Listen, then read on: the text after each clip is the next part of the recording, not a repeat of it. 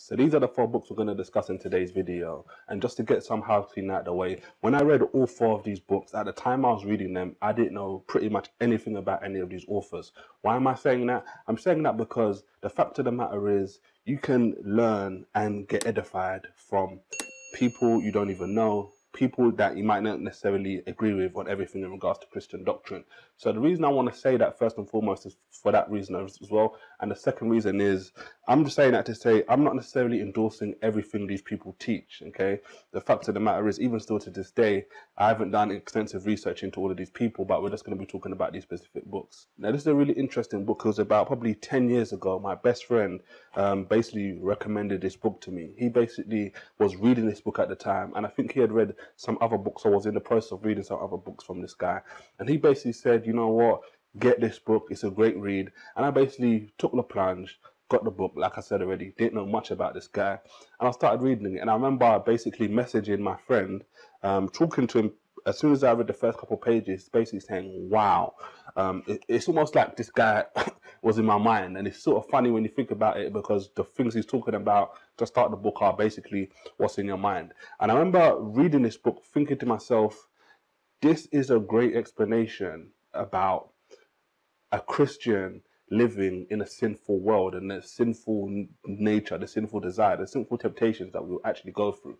So I remember reading this book and thinking to myself, this guy really gets it. This guy really understands what it's like to wrestle against sin with the specific details he's talking about. So this is obviously a great book I'll recommend, something I read years ago, which I still remember today and think, you know, this is a powerful message about living a life in the spirit. Number 2 is Revolution in World Missions by a guy named K.P. Yohannan. At the time when I was reading this anyway, I'm not too sure about now, was basically the founder of something called Gospel for Asia.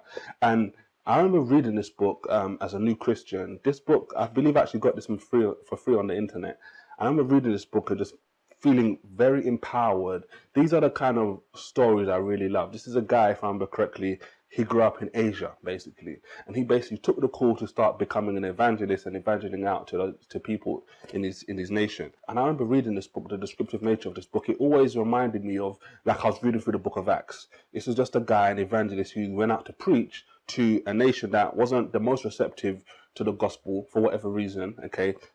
And he basically just took up the mantle, believed in God, and started having great effects. One story I vividly remember from this book is a place, I think it might even be the first time he stands up to preach, but he's in a market or something like that, and he basically stands up and starts preaching, and I believe he gets caught up with loads of opposition or whatever, but there's people at the same time that are receptive to his message. I remember just thinking, you know what, this is true Christianity. And going back to the point I was making about remind me of the book of Acts, it's easy when you're born in a country where there isn't that much persecution to kind of get really relaxed, okay? But when you read books like this, these are the kind of books that remind you of what it was really like for the apostles and the early disciples thousands of years ago, okay? And yes, we should enjoy the freedom and the benefits we have if we live in countries that aren't oppressive right now. But remember that we've got brothers and sisters in Christ all over the world going through hardships, and it's messages like this and people like this that are willing to basically either stay in these surroundings, okay, or continue to go back to these surroundings and actually have an impact, okay? So this is a great book, especially if you're an evangelist or anything like that. This is a great book I'd recommend for you to read. Now, this one takes a little bit of a different approach to the first 2, okay, because the first 2 are more so about lifestyle from a different perspective. This book is still about lifestyle, but I remember reading this book again early on in my salvation, and this book is actually my brother's book, okay? I remember we had this bookshelf and he had loads of different books in the bookshelf, and I remember as a new believer, I'm not reading these books straight away, but seeing these books and saying one day, you know what, there's these books here, let me just read them. And I remember I picked up this book, Any Complaints, Blame God, by Martin Goldsmith. And again, don't really know too much about him, even still to today. I didn't really know much about him at the time. I just picked up the book and said, you know what, let me read it. Now, the reason I say this is different because he basically uses the prophetical book in the Old Testament of Habakkuk to basically put this book together.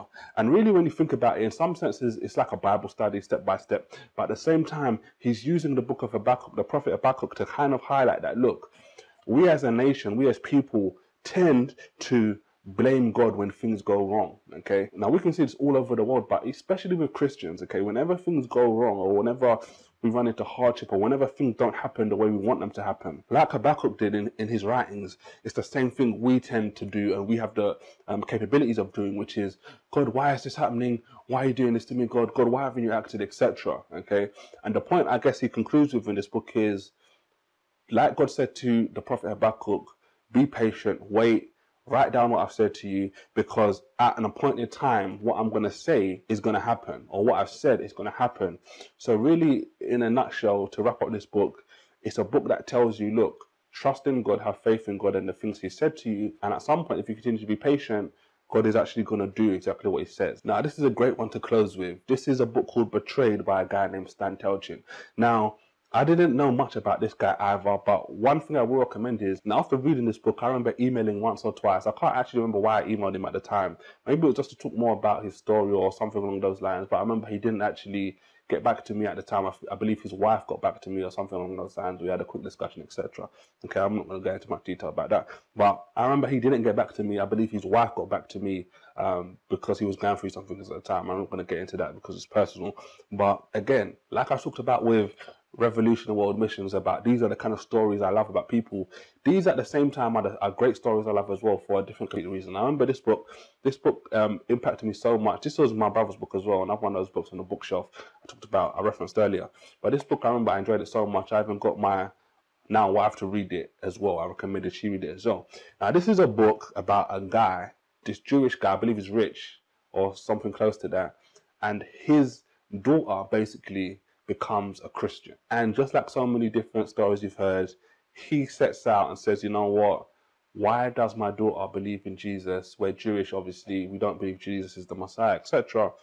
And he basically decides, you know what, I'm going to devote myself, I'm going to go into deep study and determine and find out whether or not Jesus is the Messiah so I can convince my daughter, etc. And what do you know?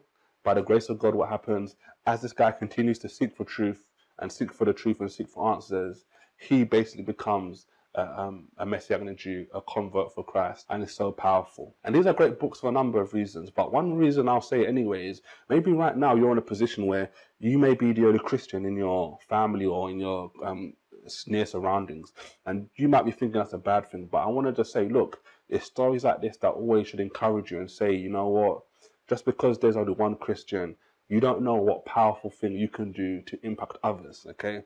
This guy's daughter, okay, was the reason, ultimately, in one way, for this book. Now, obviously, I didn't need this for the same reason he needed this, but again, I'm talking to you today. This is years later. I read this years and years and years ago, and this book, I remember, still had a profound impact on me at the time, and it's something I could continue to recommend to you as well. So, even if you're dealing with people, you can give this to a Jewish friend and say, have you heard about this book? Have you read this book? All this different kind of stuff. So this is another great example as well. So that's 4 Christian books, all Christian books I recommend as a good read for you, whatever kind of stage you are in your walk. And what I'm going to say for you as well, and this isn't a video just for me, or I don't want it to be a video just for me, let me know in the comment section below 1 or 2 books you recommend, and let me know a bit of insights into why. Now, if you like this video, I recommend you watch one of these 2 videos. Next is a great video for you to watch based on what we just covered in today's video. And if you haven't already, subscribe to the channel below so you can get instant updates every single time we produce new videos. And if you're already subscribed and want to continue to support us in various different ways, there's going to be a couple of links in the description box for you to support us in those different ways as well. Thanks and take care.